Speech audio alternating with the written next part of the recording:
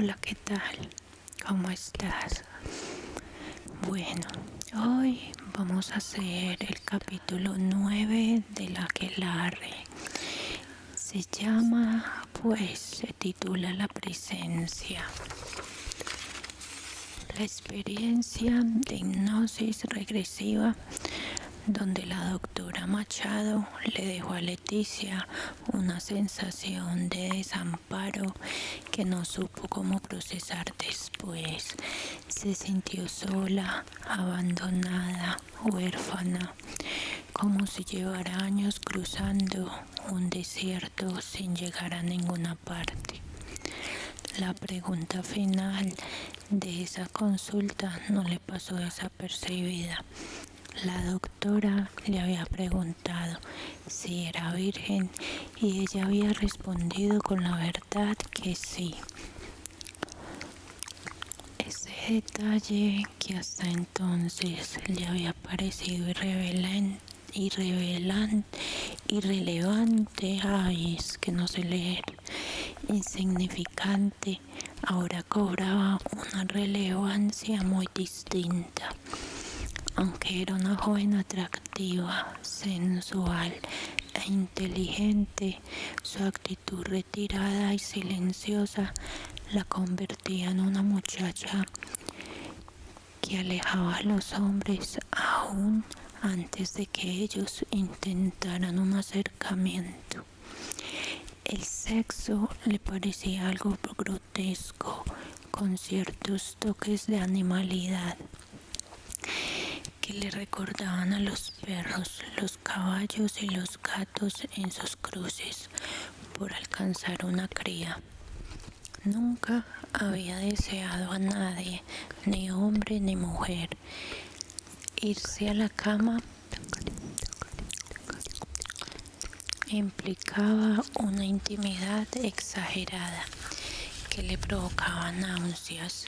Desnudarse, tocarse, ser penetrada, no sabía por qué, pero la sola idea le daba mareo y ganas de vomitar.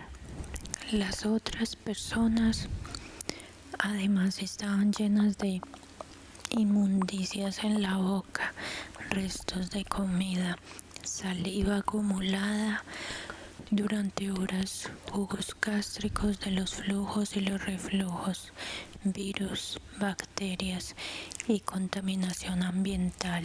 Solo besar a alguien implicaba entrar en contacto con un sinnúmero de gérmenes que la podían conducir a una influencia, fiebre, amigdalitis, mocos o algo mucho peor, un herpes o una hepatitis. Sin embargo, no le pasaba por alto que quizás su fastidio a las relaciones sentimentales y sexuales se debía a esa vida pasada, suya, remota y distante. La virginidad la conectaba con un estado privilegiado, mágico, que desaparecía de inmediato. Si llegaba a entregarse en el plano sexual, no sabía por qué, pero le temía a ese tránsito que la convertiría en una más, en una mujer enamorada y dependiente, que quedaría de allí en adelante atrapada en el presente. Eso no significaba que no añorara un poco de compañía, un amigo o amiga con quien pudiera conectar en un momento de dificultad, alguien con quien pudiera tomarse un café o sencillamente salir a caminar. Era duro sentirse excluida, al margen, como si se tratara de un animal peligroso o enfermo, porque no tenía derecho a un abrazo, a dormir acompañada, a visitar una exposición de la mano de una amiga o un amigo, aunque sí, ese era el precio que tenía que pagar por acceder a una realidad.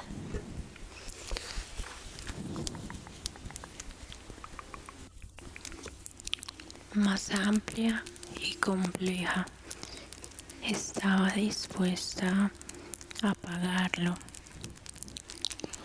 No había duda de ello.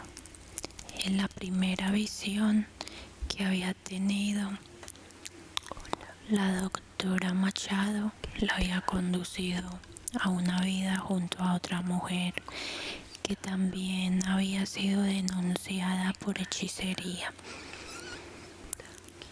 Y a lo largo de los días, Leticia entró en trance varias veces para intentar descubrir dónde se encontraba esa antigua amiga, y todo le indicaba que estaban muy cerca la una de la otra, que seguramente había reencarnado.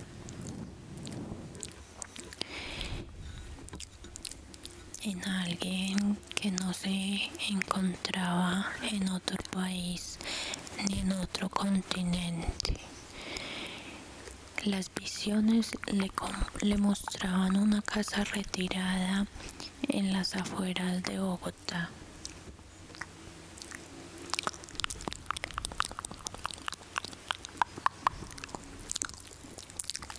Una mujer mucho mayor que ella, un jardín exuberante atiborrado de plantas medicinales y una soledad tan difícil de llevar como la suya. Por eso durante días enteros se dedicó a caminar por el sur de la ciudad, a cruzar barrios y comunas marginales en busca de esa casa.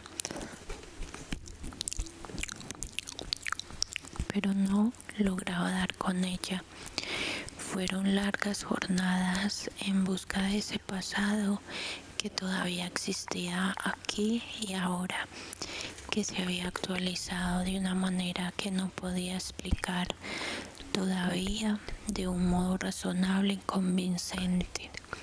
Una tarde, en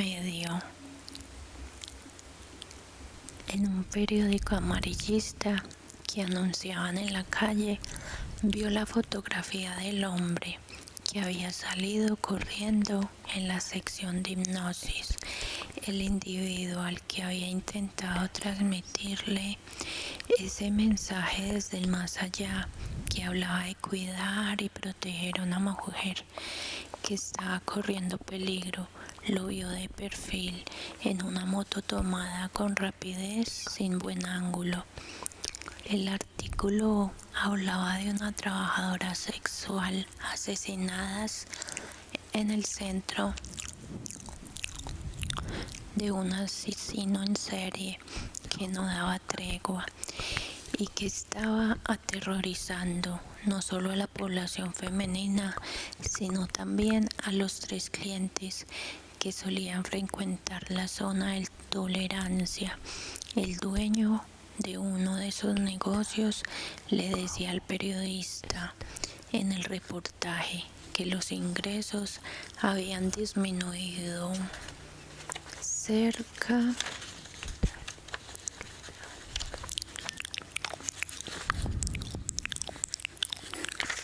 de un 50%. Debido a los crímenes, la gente no quería ser investigada ni aparecer después implicada en una investigación de este estilo. Esa noche hizo sus ejercicios y procuró concentrarse aún más en esa mujer que tenía que encontrar y que sería su salvación, su compañera de ruta, la cómplice que tanto estaba necesitando.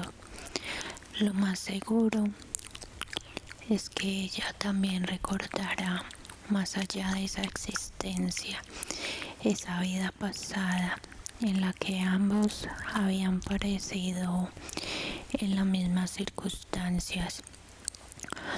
Entonces, por entre las visiones de esa casa en las afueras y de ese frondoso jardín, alcanzó a reconocer las montañas de Bogotá, las colinas de Usme y sus cercanías. Al día siguiente se dirigió a esta localidad y muy cerca de la plaza de lo que había sido antes un pueblito y ahora era un barrio más devorado por los fauces de la ciudad que crecía sin control. Reconoció la casa de sus visiones. Allí estaba identificada a como ella la había avistado en sus sueños y alucinaciones.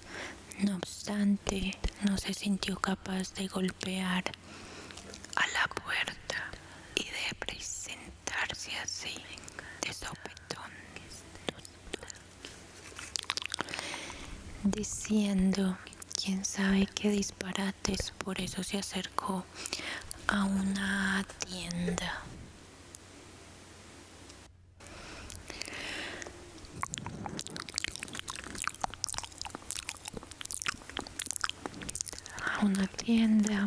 Y prefirió antes tomarse un refresco y conversar con los vecinos. Se hizo en una mesita que daba a la calle y pidió un jugo en botella. La dueña del local, una anciana pequeña, y enjuta le sacó la nevera el frasco elegido y se lo llevó hasta la mesa. Entonces Leticia aprovechó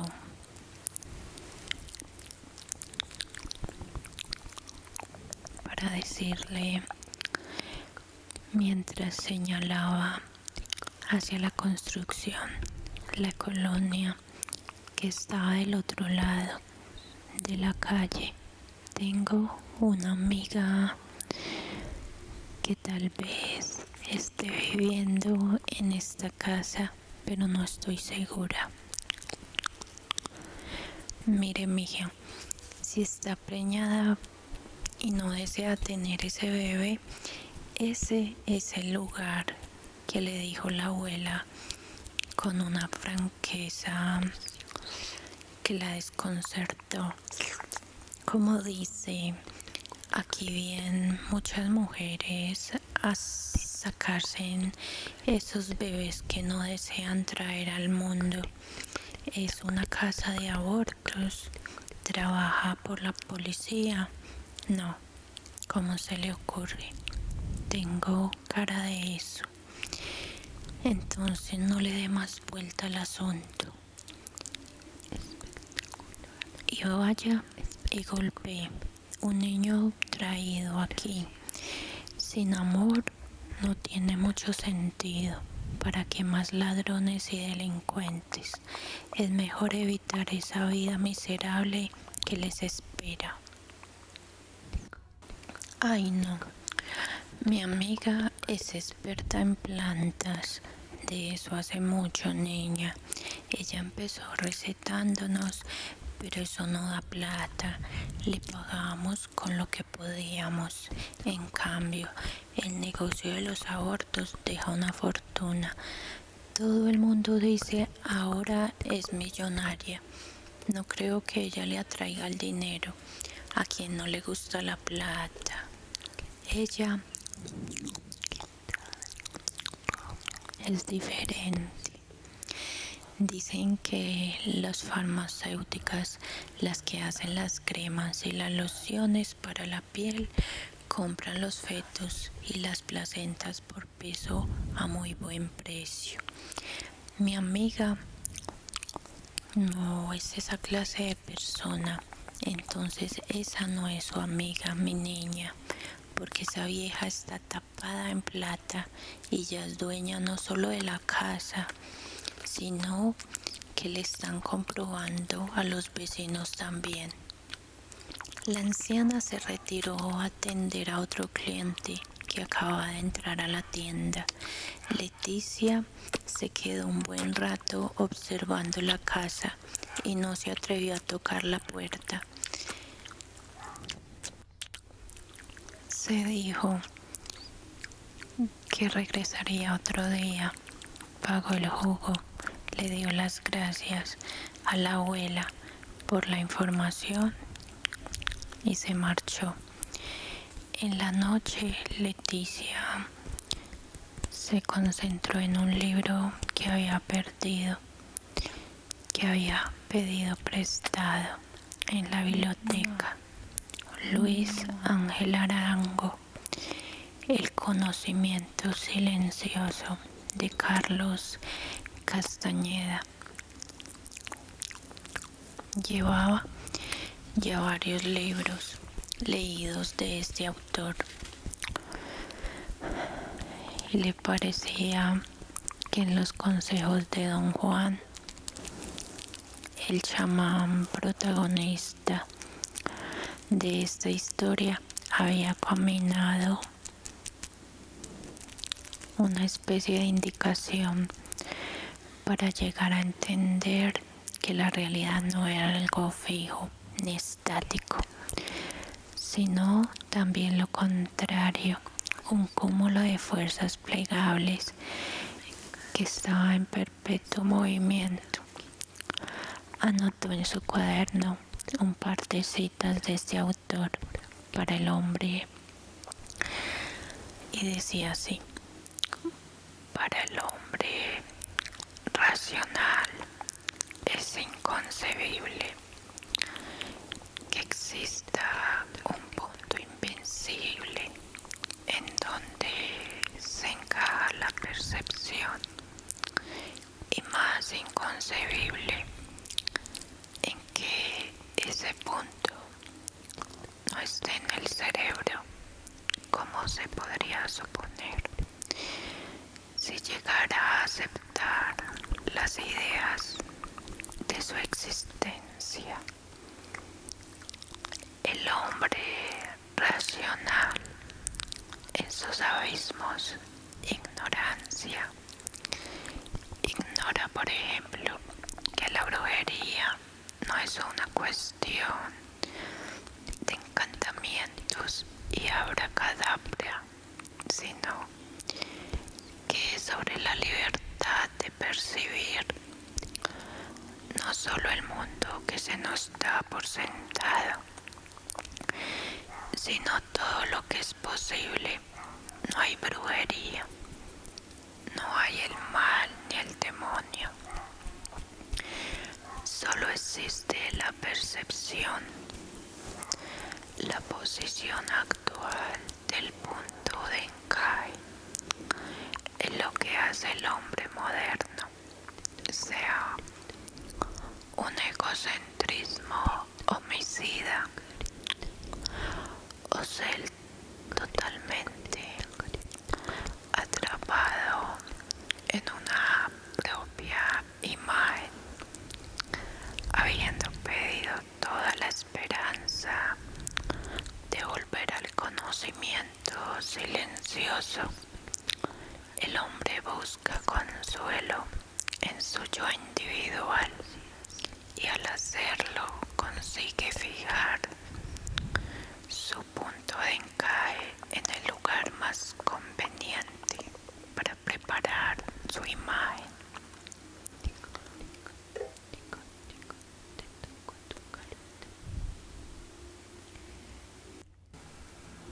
Leticia subrayó la expresión punto de encaje, que hacía alusión al ángulo desde el cual se paraba el sujeto para percibir, para articular la compleja síntesis de eso que se llamaba la realidad.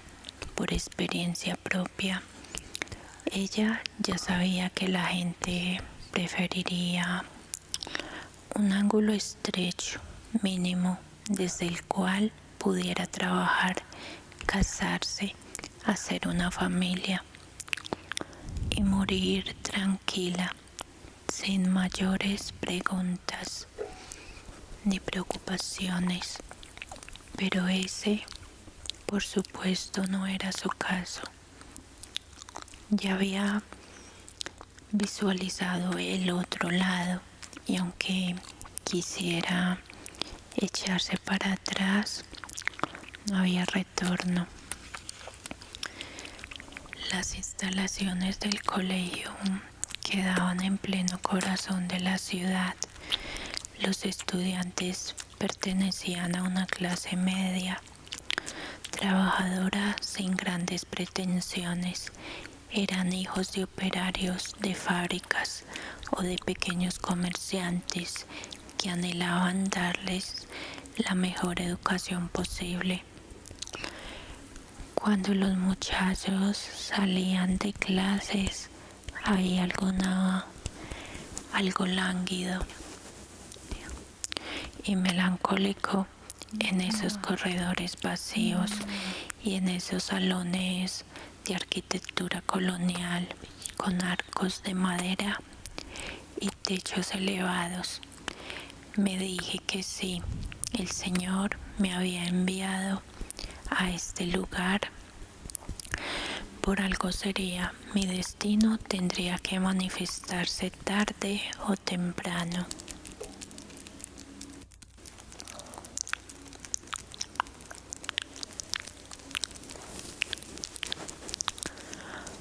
Tarde o temprano me perdí.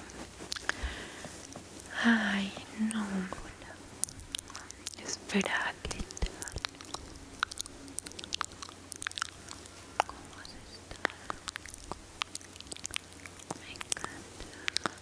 Bueno, lo único importante era tener paciencia y sostener mi fe a toda costa.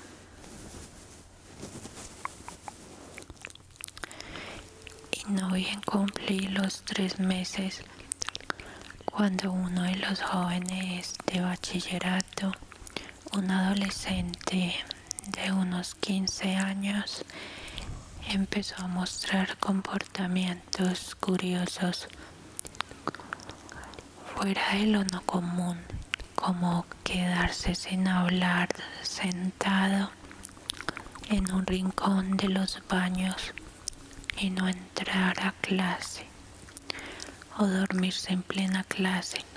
Sin embargo, desperté fácilmente.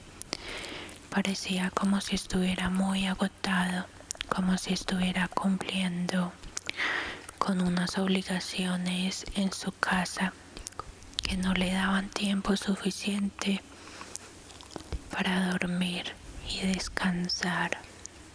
Una semana después no volví a clase y en las casas solo me dijeron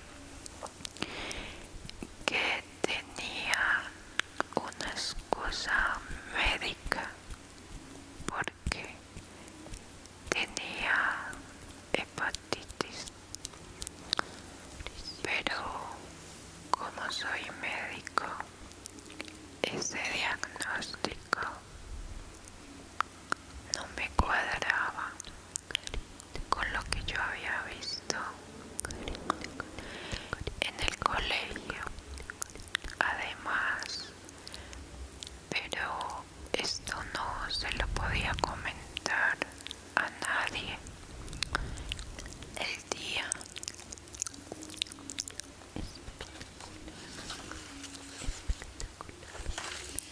día que encontré al joven sentado entre los inodoros, me di cuenta de que estaba atormentado por esas fuerzas que yo había presentido desde mi juventud. Algo no andaba bien en el plano psíquico y espiritual, así que la excusa de la hepatitis me pareció en realidad estaba escondiendo algo peor y decidí presentarme un Buen día. En la casa del muchacho. Al fin y al cabo, se me había nombrado vicerrector. Era justamente para poder proteger a los estudiantes.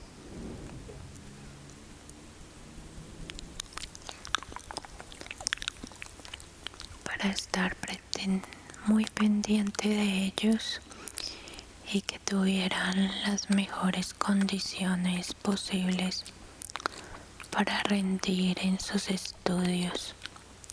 Apenas me acerqué a la casa del joven, sentí ese aire siniestro, pesado, que ya conocía por mi experiencia anteriores. Una atmósfera lúgubre y enferma lo agobiaba a uno desde la puerta, desde el instante, justo en que tocaba el timbre, como si estuviera a punto de cruzar un umbral peligroso e indeseable. La madre del muchacho me recibió atacada en llanto, despeinada, con ojeras, y se notaba que no podía dormir.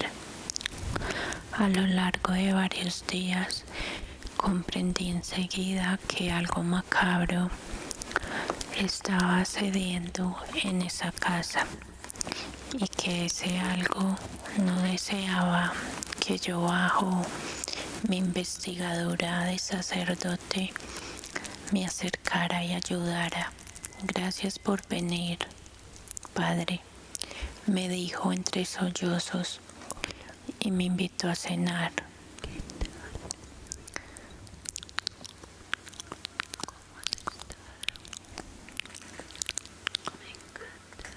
A entrar. Gracias por venir. El olor era inconfundible. Parecía como si alguna cañería se hubiera descompuesto, como si hubiera una fuga de aguas negras en algún lugar de la casa. Un aire espeso se respiraba en el interior de esa vivienda humilde. Sé que Antonio debe estar enfermo, dije con prudencia, y me gustaría saber cómo sigue. Usted sabe muy bien que él no tiene hepatitis, padre. No encontramos otra forma de reservarle el cupo en el colegio. Dígame qué le pasa. Desde hace unos 2 meses, él viene siendo atacado por algo que no sabemos qué es. No lo deja dormir, lo visita por las noches y luego de día él intenta descansar y no puede. Sueña que lo matan, que le hacen daño, pesadillas atroces que lo persiguen incluso durante el día. Me dice que a veces se sueña él siendo el asesino y descuartizando a otros. Consultaron a un psiquiatra. Sí, padre, lo medicaron, pero los ataques continuaron. Dejó de bañarse, dejó de hablar con nosotros y empezamos entonces a escuchar voces en su cuarto. Palabras en lenguaje que nosotros desconocemos. Son voces que hablan de él, pero yo sé que no es él. Conozco muy bien a mi hijo. ¿Y qué dice el psiquiatra? Que son brotes de una esquizofrenia incipiente. Pero eso, ¿verdad, padre? ¿Cómo se habrá dado cuenta? El olor de la casa ha cambiado. respirado